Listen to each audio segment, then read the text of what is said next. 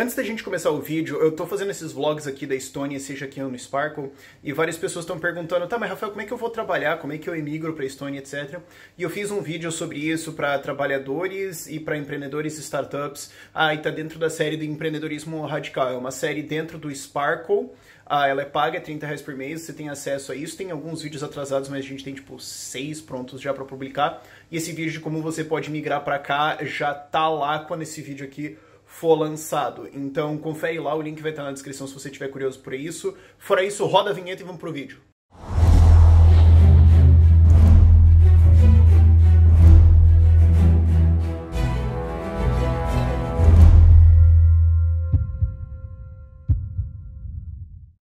Olá pessoal, Ideias Radicais ainda aqui em Tallinn, Estônia. Ali é a ópera daqui de Tallinn, ali atrás é o Shopping Solaris e aqui é a escola científica. Eu suponho que tipo um ensino médio técnico, não deu uma pesquisada muito grande.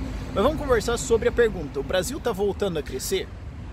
Saiu recentemente o dado que o PIB cresceu 0,4% no segundo trimestre, então afastando a possibilidade de uma recessão técnica no Brasil. Eu tô olhando aqui porque tem meus dados. Saiu esse dado e a galera olhou, mas tá meio baixo e tudo mais. O ponto que eu quero dizer é assim, sim, o Brasil está voltando a crescer, e na verdade melhor do que parece nos dados, nesse dado de PIB, certo? Porque o que acontece é, o que é o PIB? Como é que ele é montado? Quando você começa a entender como ele é montado, e você começa a entender o que é importante e o que não é lá dentro, na verdade o Brasil está numa situação melhor do que o que você veria por esse número, certo? E isso acontece porque estatística é assim, quanto mais você agrega números, quanto maior agregado que você tem, menor é a individualidade, menor é a granularidade do dado que você tem. Então você vai começar a jogar um monte de coisa lá dentro que você tem que começar a olhar e falar, o que está acontecendo aqui? Certo? Quando você fala assim, produto interno bruto do país, pô, cara, uma porrada de coisa pode estar acontecendo. Sabe, eu vivo dando esse exemplo. Você pode ter um setor bombando pra caramba e o outro indo pro saco completamente. E o que tá indo pro saco completamente tem que ir pro saco mesmo, fazer o quê? Não faz mais sentido, tem que quebrar, certo? Sei lá, você pode ter um boom no mercado de carros e um crash no mercado de carroças. Só que por algum motivo os dois têm o mesmo valor. Então o PIB vai dar zero, certo? Não foi pra lugar nenhum. Mas não, você entende o que eu quero dizer? Então assim, quando a gente olha os dados internos, na verdade a coisa é muito melhor do que a gente esperaria. Por quê? Porque um dos componentes que está dentro do PIB é o gasto público, é o gasto estatal. Quando o gasto estatal sobe, o PIB sobe. Certo? E isso por quê? Porque o PIB é uma estatística intervencionista montada sem muita consideração para o que é a qualidade do gasto. Então o que acontece? Se uma pessoa, gasto privado, se uma pessoa gasta R$10 ou o governo gasta R$10, para a estatística do PIB é a mesma coisa. É R$10 igual. Só que não é igual. Por quê? Porque o gasto estatal é, por definição, uma destruição de valor. Isso não é uma opinião, isso não é eu gostar ou não gostar do Estado. Isso é uma definição do que ele é. Por quê? Porque o gasto estatal só pode vir de 3 fontes. Só 3. Inflação, ou seja, impressão de moeda. Né? Ele está criando nova moeda, ou seja, desvaloriza o dinheiro dos outros. Ou seja, os outros estão perdendo valor, poder de compra para o Estado ganhar. Então alguém perdeu, o Estado ganhou. Então o valor foi destruído. Certo? Ou é imposto, ou seja, ele está roubando alguém, ele tá extraindo recursos com ameaça de violência e morte em cima da pessoa para então gastar. Então naturalmente isso vai ser um gasto menos benéfico para a pessoa do que aquilo que ela faria normalmente, certo? Porque se ela quisesse dar pro dinheiro para o Estado, ela dava. O fato que ela não quer mostra que ela não queria fazer isso, certo? Não importa a intenção do Estado, não importa o que ele achou ali atrás, isso vai ser uma qualidade pior. Ou é emissão de dívida, e a emissão de dívida vai ser pago com inflação ou imposto.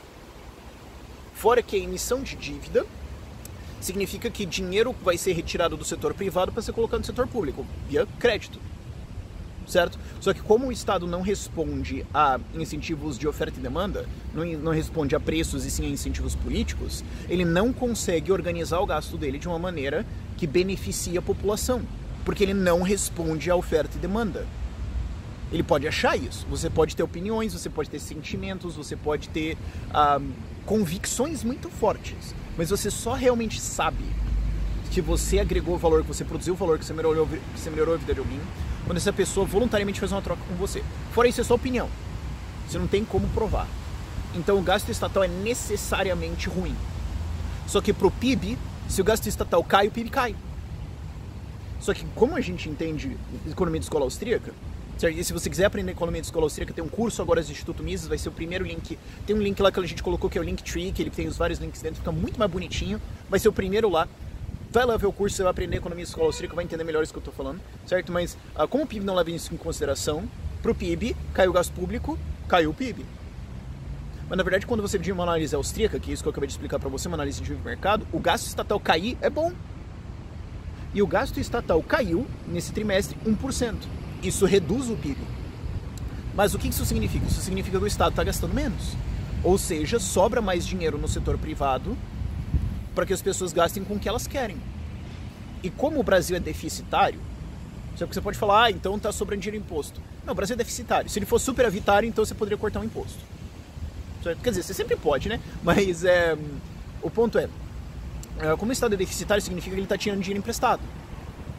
Certo? Então, se ele está tirando dinheiro emprestado, dinheiro que podia ser investido numa empresa para gerar emprego, etc., e o Estado vai roubar esse dinheiro via crédito para gastar com um fundo eleitoral. É bom que o gasto estatal tenha caído. Então, isso faz com que o número do PIB seja menor, mas quando a gente olha e fala, o gasto estatal caiu, cara, é para comemorar, velho. Então, quando você olha só a estatística do PIB, você pensa, não, tá melhor, ok? A segunda coisa, dentro do PIB, você tem um ajustador para a balança comercial. Se o país mais importa do que exporta, esse número fica negativo. Se o país mais exporta do que importa, esse número fica positivo. Então, se o país mais exporta do que importa, isso ajuda o PIB. Se o país começa a importar mais, isso prejudica o PIB. Só que a balança comercial é irrelevante. De novo, isso é uma métrica intervencionista, isso não é uma métrica de economistas que defendem livre mercado. Economistas que defendem livre mercado, economistas austríacos, defendem que a balança comercial é irrelevante. E, inclusive, você pode estar importando coisas que são coisas para você produzir, para você se tornar mais produtivo. Então, só porque você está importando mais, não quer dizer que isso é ruim. E a balança comercial do Brasil prejudicou o PIB. Mas isso é relevante, então esquece isso. Isso também é outra medida totalmente desnecessária. Que ela é feita por uma lógica intervencionista e o PIB segue uma lógica intervencionista, uma estatística ruim nesse sentido. Quando você vai comparar dois países, você pode usar a mesma estatística porque ela é ruim, mas é a mesma, então beleza, por isso que eu uso ela algumas vezes, mas eu prefiro muito mais coisas como salário médio, por exemplo, que é o que as pessoas estão realmente recebendo, certo? E outra coisa, consumo. Se o consumo das pessoas aumenta, o PIB aumenta. Se o consumo das pessoas cai, o PIB cai. Mas não necessariamente uma queda de consumo é ruim, certo? Ela pode acontecer por causa de uma perda de salários, certo? As pessoas estão empobrecendo, elas estão consumindo menos, ok? Isso é indesejável, certo? Mas se as pessoas começarem a economizar mais, o consumo vai cair, certo?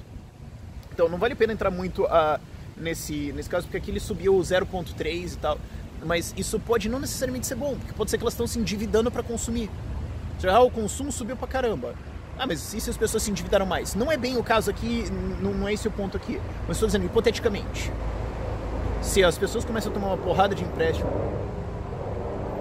os helicópteros vão passando aqui. É meio raro isso, na real. Mas enfim, se as pessoas estão se endividando pra caralho pra comprar um monte de apartamento e isso aumenta o consumo das pessoas, não necessariamente isso é bom, isso pode ser uma bolha. Certo? Então, cuidado.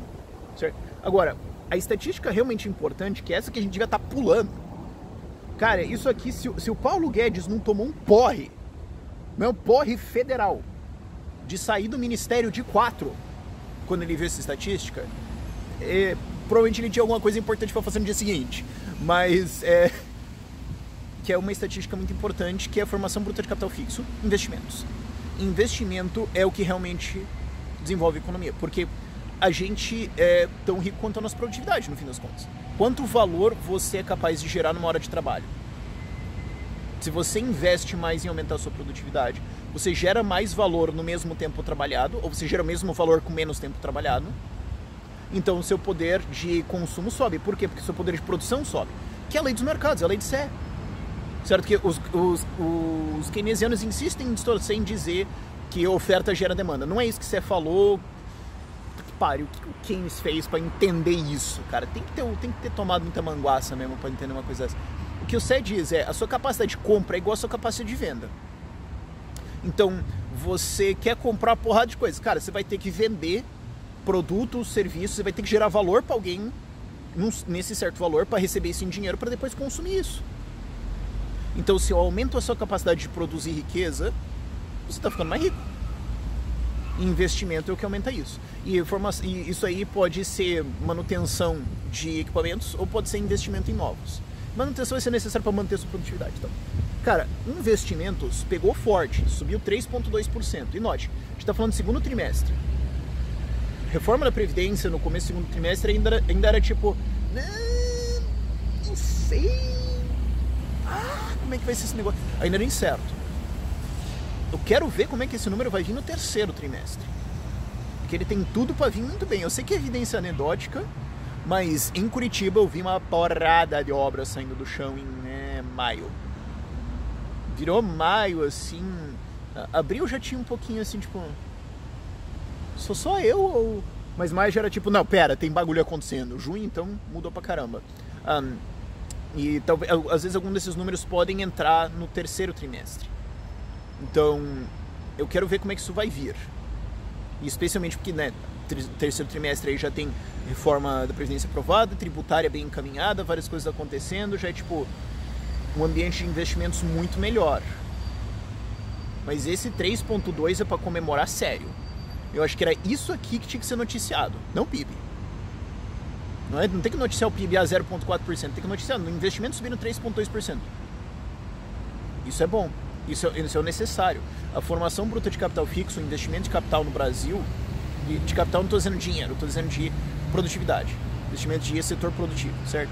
É muito baixo em relação a outros países, é brutalmente baixo, a gente precisa no mínimo dobrar. Então qualquer passo na frente disso é muito bom, e uma alta de 3% num trimestre incerto, num país ainda incerto, é boa, é um sinal bom, e eu ainda quero ver como é que isso vai vir no terceiro e quarto trimestres aí. Isso aí é uma coisa bem importante de comemorar. E aí fica o aviso para vocês. Quando vocês estão olhando essas estatísticas de crescimento e tudo mais, quanto mais ampla ela é, mais eu sugiro que você abra os componentes internos e olhe, mas espera, o que você está contando aqui mesmo? Importações no Brasil cresceram em 20%, então a indústria está sendo destruída porque nós estamos importando mais produtos dos outros países. Não, pera, oxo. Cara, importações é bem amplo, certo? Inclusive dinheiro internacional que vem para comprar ações não conta. Ué. Então, mas isso é investimento também.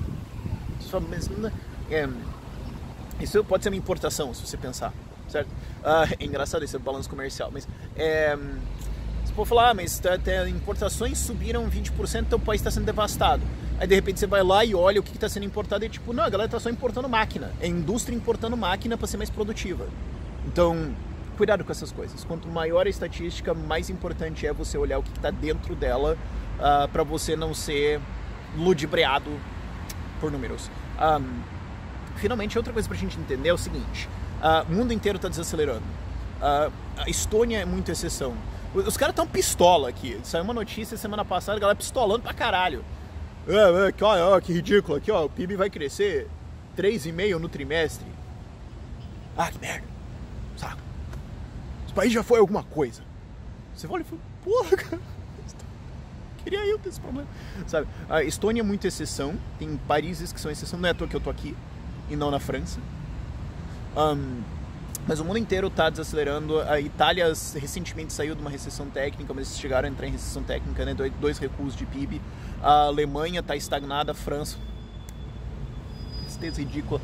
Quando você vê os PMIs, né, que são os números bem previsores de economia, eles estão em uma contração brutal. China está numa situação feia. Então, assim, quando você coloca esse contexto, o fato do Brasil estar crescendo, investimentos estarem crescendo, é bom. Então, assim, tem que levar isso em contexto também. Você pode ter... Porque pode ser assim que, sei lá, digamos, o mundo inteiro entra numa crise, PIB mundial, PIB Europa cai, sei lá, 2-3% e o Brasil fica em 0%. Cara, é pra comemorar, velho. A Europa tomou uma voadora na cara e você saiu dando risada. Você só tá postando meme. Mas eu não tô ganhando dinheiro com isso. Cara, você tá no hospital, velho. Parei de reclamar, entendeu?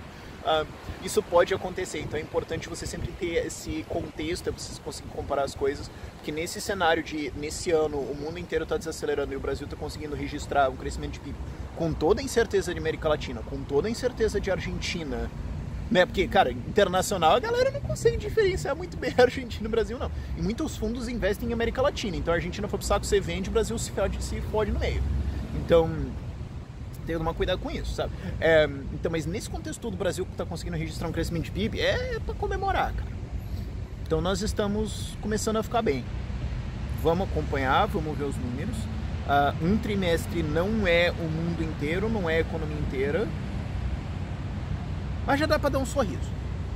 Por esse vídeo é isso. Tchau, tchau.